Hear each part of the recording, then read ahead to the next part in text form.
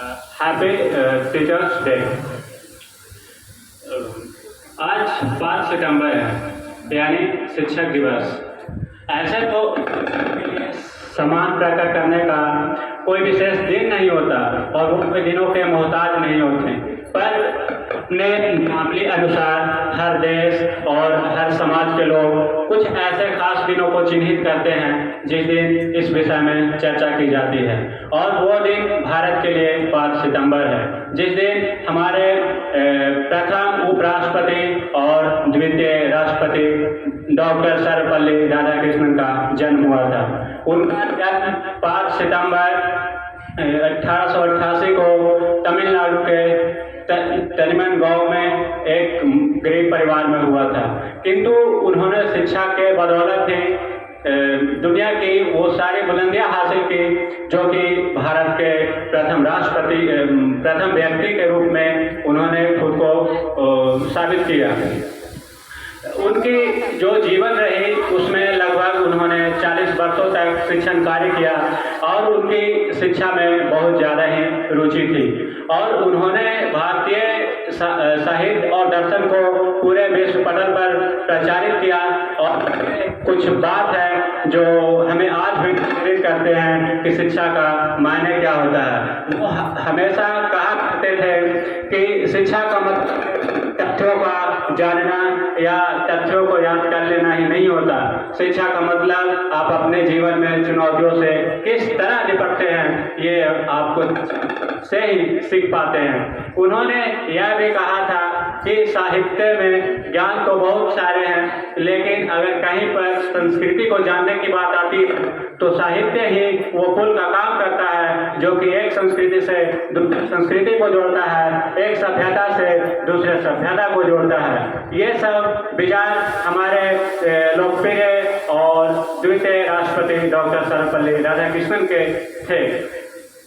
वो एक कुशल शिक्षक के साथ साथ एक अच्छे राजनेता रहे और उनकी जो उपलब्धि भारत के लिए गिनी जाती है वो है कि उन्होंने भारत के उपराष्ट्रपति के रूप में 10 साल अपना सेवाएं दी, फिर उसके बाद 5 साल भारत के राष्ट्रपति के रूप में रहे। इससे ये पता चलता है कि जो भारत के सर्वोच्च पद होते हैं राष्ट्रपति और उपराष्ट्रपति उन्होंने उसको सुशोभित किया।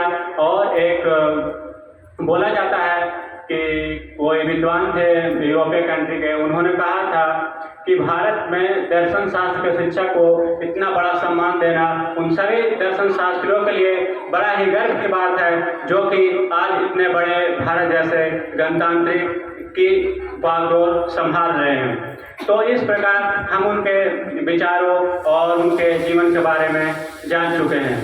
अब ना मैं कहना चाहूँगा जो आज के परिवेश में जो टीचर के महत्व है उसके विषय में। हम ये नहीं कह सकते कि टीचर की महत्व कितनी होती है, मेरे पास तो ऐसा कोई शब्द नहीं है और शायद ही कोई इंसान ये बखान कर पाए कि टीचर की महत्व क्या है समाज में या किसी देश या किसी समाज के उन्नति में।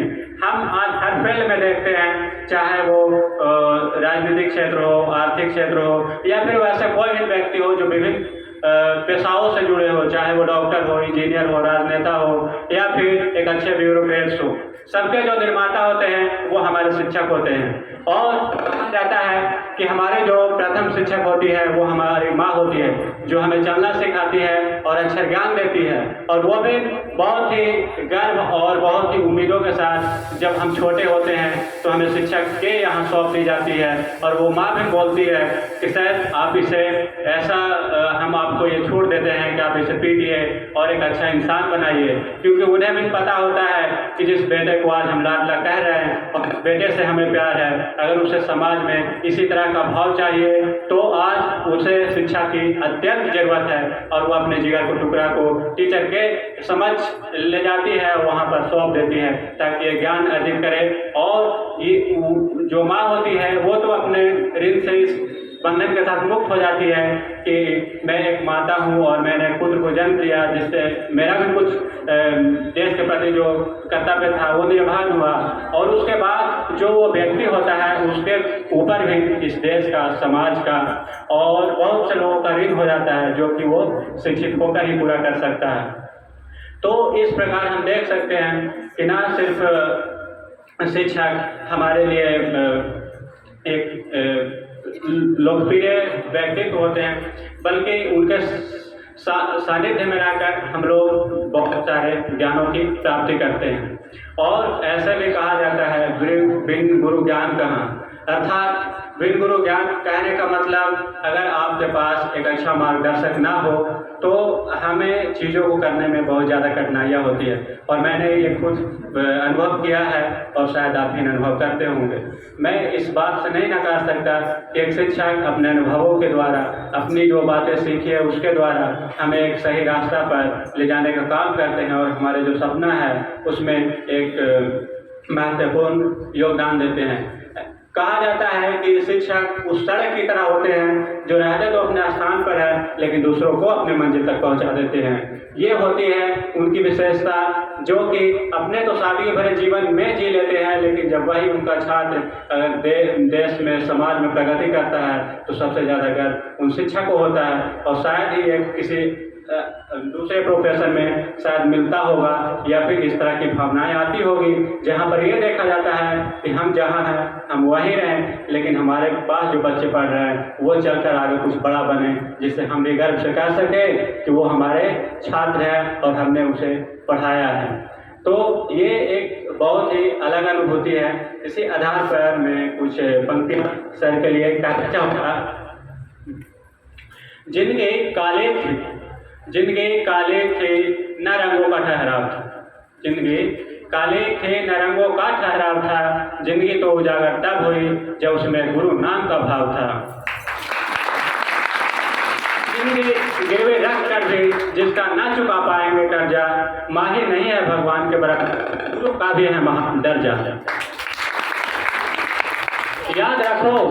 याद रखो चाणक्य ने इतिहास बना डाला था, याद रखो चाणक्य ने इतिहास बना डाला था, क्रूर मगध के राजा को मिट्टी में मिला डाला था।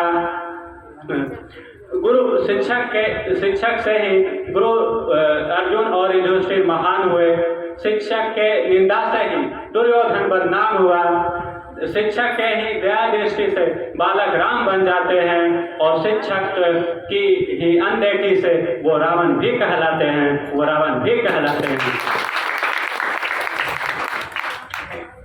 और इस विषय पर मैं एक अंततः पंक्ति खत्म इन शब्दों के साथ करना चाहूँगा कि शिक्षक वो हमारे जो एक महान कवि हैं कबीरदास, उन्होंने कहा था कि गुरु गोविंद दुआओ खड़े काके लागो पाँव, बलिहारी गुरु आपने गोविंद दियो मिला। अर्थात इससे यह सिद्ध होता है कि जो गुरु जी का जो स्थान है वो हमारे भगवान से भी ऊंचे दर्जे का दिया जाता है। वो खुद भगवान इस बात को एक्सेप्ट करते हैं कि हम तो प्राप्त होंगे बाद में तुम्हें, लेकिन जो हमें प्राप्त करने का जो मार्ग है वो तुम्हें किनसे प्राप्त होगा, वो हमारे प्रिय शिक्षक और आदरणीय शिक्षक जी से प्राप्त होता है। बस इन्हीं सब शब्दों के साथ मैं अपने वाणी को विराम देना चाहूँगा। जय हिंद, जय भारत।